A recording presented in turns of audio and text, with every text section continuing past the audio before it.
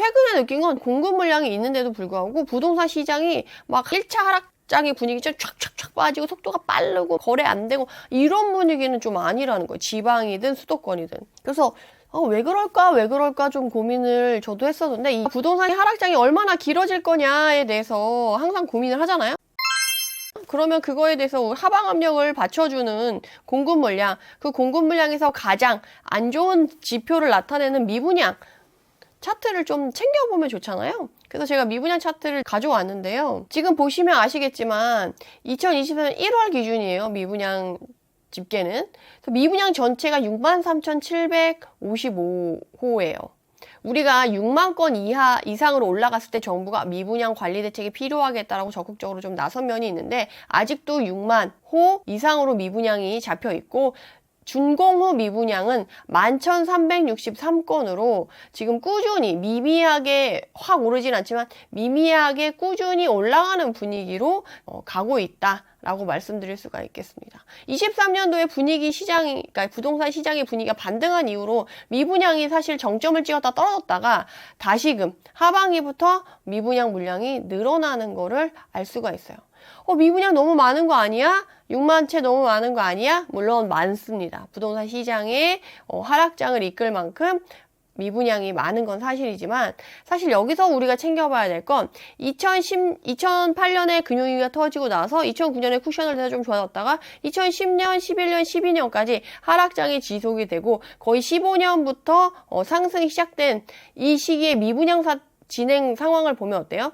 2010년, 2009년, 2010년에 정점을 찍었다가 미분양이 줄어들기 시작을 해요. 그럼에도 불구하고 어때요? 2012년, 13년까지 부동산 시장은 하락했었죠. 그러니까 사실 미분양이 줄어들기 시작하자마자 시장이 오르진 않아요.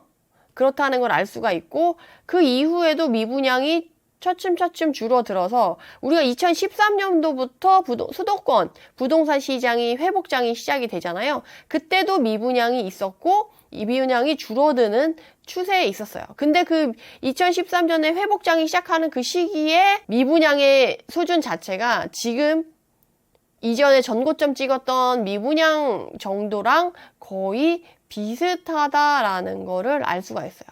그러니까 결론적으로는 이 미분양 때문에 하락장이 있는 건 아니라는 거죠. 그리고 이것 때문에 막 이런 건 아니고, 이 하락장의 분위기에서 미분양이 요 정도면 사실 이전 금융위기에 비해서는 아직 그렇게 많은 수준은, 하락장 치고 많은 수준은 아니라는 거죠. 그래서 2013년부터 회복장이 시작하고 나서 빠르게 미분양이 줄고 미분양이 바닥을 찍었을 때 2015년에 상승장이 쭉 오면서 이제 다시금 부동산이 좋아지면서 건설사들이 또 건설을 하고 공급을 하니까 공급이 또 이렇게 많았던 거죠. 그러면서 미분양도 같이 좀 늘어난 부분이 있었지만, 미분양이 그래도 5만 채 정도 있을 때에는 어때요?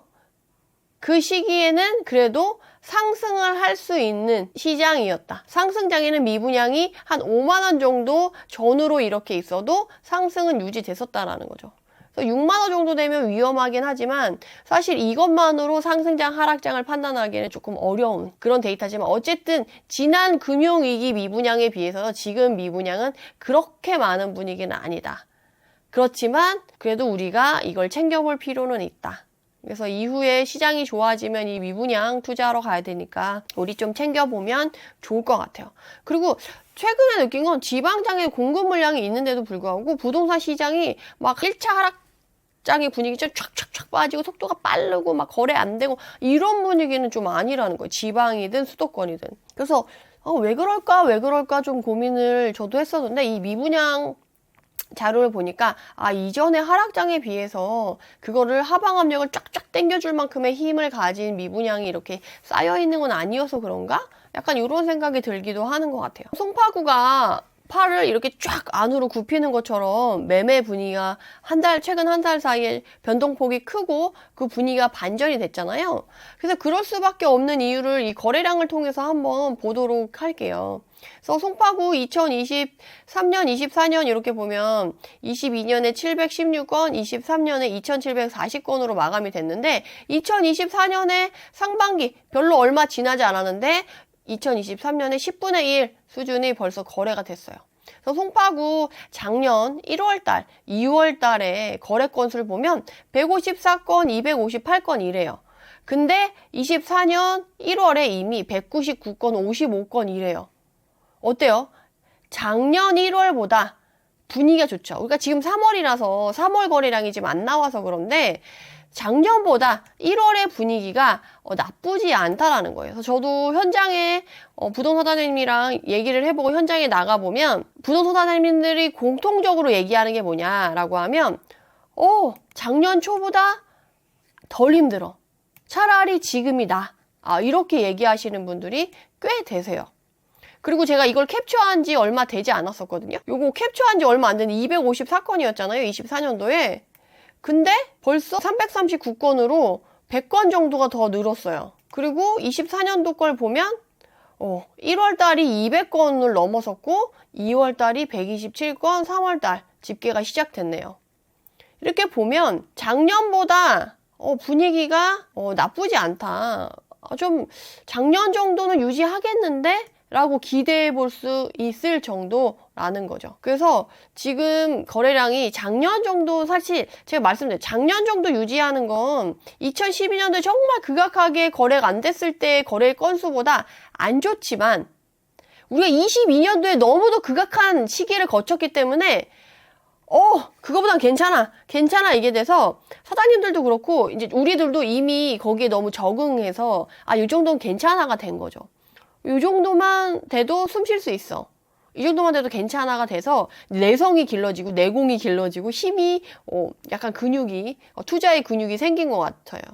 만약에 2022년도 이거 없이 2,000건 정도로 유지됐으면 안 좋은 상태에서 왜 이렇게 안 좋아 이렇게 갔을 텐데 상대적인 그런 분위기가 조금 더 있는 것 같아요.